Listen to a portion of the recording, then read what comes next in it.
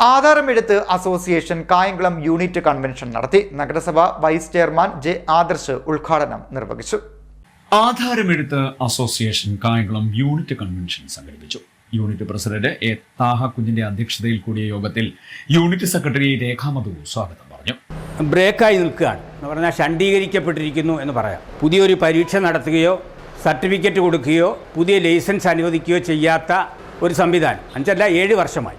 കാരണം 7 വർഷം മുമ്പ് പുറപ്പെടുവിച്ച ഒരു ഉത്തരവിൻ്റെ അടിസ്ഥാനത്തിലാണ് പരീക്ഷ നടത്താതിരിക്കുന്നത്. അതിനെ സംബന്ധിച്ച് ഒരു പരീക്ഷാർത്ഥി ബഹുമാനപ്പെട്ട ഹൈക്കോടതിയെ സമീപിച്ചപ്പോൾ ഹൈക്കോടതി വാദം കേൾക്കുകയും സർക്കാരിൻ്റെ അഭിപ്രായം ആരായുകയും ചെയ്തതിന് ശേഷം വന്ന വിധി അടിയന്തരമായി പരീക്ഷ നടത്തണമെന്ന ഉത്തരവാണ് വന്നത്.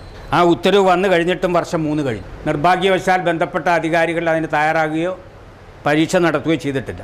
സംഘടന നടത്തിയ ശക്തമായ ഇടപെടലുകളുടെ ഭാഗമായി കഴിഞ്ഞ 24/10/2024 നടന്ന ചർച്ചയിൽ സംഘടനാ നേതാക്കന്മാർക്ക് പരീക്ഷ നടത്താം, ആധാരമെഴുത്ത് ഫീസ് പട്ടിക പുനഃപ്രസിദ്ധീകരിക്കാം എന്നൊക്കെ ഉറപ്പു തന്നുവെങ്കിലും അത് ഇപ്പോഴും മരീചികയായി തുടരുകയാണ്. ഇതിനിടയിലാണ് നമ്മുടെ തൊഴിലിനെ സംബന്ധിച്ച് വളരെ ഗുരുതരമായ ചില പ്രതിസന്ധികൾ നിലനിൽക്കുന്നത്. നമുക്കറിയാം 2000 ആണ്ടിൽ പ്രഖ്യാപിച്ച നവീകരണ പദ്ധതി, കേന്ദ്ര ഗവൺമെൻറ്റിൻ്റെ പദ്ധതിയുടെ നിർദ്ദേശാനുസരണം സംസ്ഥാന ഗവൺമെൻറ് വരുത്തുന്ന പരിഷ്കാരത്തിൻ്റെ ഭാഗമായിട്ടാണ് നമ്മുടെ തൊഴിൽ മേഖലയിൽ അടിക്കടി ഇപ്പോൾ മാറ്റങ്ങൾ ഉണ്ടായിക്കൊണ്ടിരിക്കുന്നത്. അത് മാറ്റമെന്ന് പറയുന്നത് നമുക്കറിയാം, ഈ ശാസ്ത്ര സാങ്കേതിക മേഖലയുടെ വളർച്ച എല്ലാ രംഗങ്ങളിലും കടന്നു വരുന്നുണ്ട്. സംസ്ഥാനത്തെ 60 ഡിപ്പാർട്ട്മെൻറ്റുകളിൽ നഗരസഭ വൈസ് ചെയർമാൻ ജെ ആദർശ് ഉദ്ഘാടനം നിർവഹിച്ചു.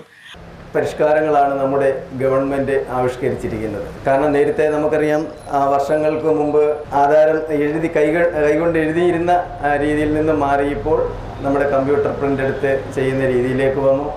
ഇപ്പോൾ ആധാരം തന്നെ ഇ സ്റ്റാമ്പിങ്ങിലേക്ക് വന്നിരിക്കുകയാണ്. കാരണം ജനങ്ങൾക്ക് ഒട്ടേറെ പ്രയോജനം ചെയ്യുന്ന തരത്തിലുള്ള പരിഷ്കാരങ്ങളാണ് ഗവൺമെൻറ് വരുത്തിയിരിക്കുന്നത്. കാരണം ഇപ്പോൾ ആധാരം, എനിക്ക് തോന്നുന്നു ആധാരം ഈ പത്രം മേടിക്കുന്നതിന് തന്നെ ഇപ്പോൾ എനിക്ക് ഏകദേശം ഒരു പത്രം ഒരാൾക്ക് ഇഷ്യൂ ചെയ്യുന്നതിന് ഏകദേശം ഏറ്റവും കുറഞ്ഞ ഒരു 5-10 മിനിറ്റൊക്കെ എടുക്കും എന്നുള്ളതാണ്. കൂടുതൽ സമയം എടുക്കും. കാരണം ഈ നെറ്റ് ഇല്ല എന്നുണ്ടെങ്കിൽ അതും ഒരു പ്രശ്നമാണ്. കാരണം കഴിഞ്ഞ ദിവസം എനിക്ക് തന്നെ ഒരു അനുഭവം ഉള്ളതാണ്. ഒരു പത്രം മേടിക്കാൻ ചിലപ്പോൾ നീണ്ട നേരം ക്യൂ ഇങ്ങനെ നിൽക്കുകയാണ്. കാരണം ഒരു അതായത് പത്രം മേടിക്കുന്നതിന് എടുക്കുന്ന സമയം എഴുതി അതെല്ലാം അവരുടെ ഡീറ്റെയിൽസ് എല്ലാം അതിനകത്ത് എൻട്രി ചെയ്ത് വരുമ്പോൾ ഏകദേശം 5 മിനിറ്റിന് മുകളിൽ തന്നെ എടുക്കുന്ന ഒരു രീതിയാണ്. അപ്പോൾ എന്തായാലും അത് കുറച്ചുകൂടി എനിക്ക് തോന്നുന്നത് കാര്യക്ഷമതയായിട്ട്, കാരണം എനിക്ക് തോന്നുന്നു കേരളത്തിൽ ഏറ്റവും കൂടുതൽ റവന്യൂ വരുമാനം ഈ കിട്ടുന്നത് ഈ രജിസ്ട്രേഷൻ മേഖലയിൽ നിന്നാണെന്ന് തോന്നുന്നു. ഗവൺമെൻറ് രണ്ടാമതായിട്ട് ലഭിക്കുന്ന ഒരു മേഖല കൂടിയാണ്.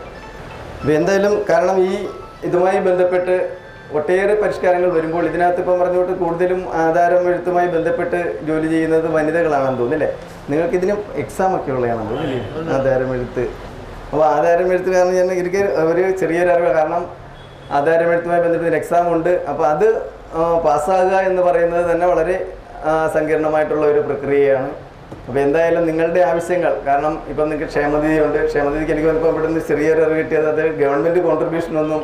ആധാരമെഴുത്ത് stamp vendor welfare fund board മെമ്പറായ TK ഉമൈസിനെ ആദരിച്ചു.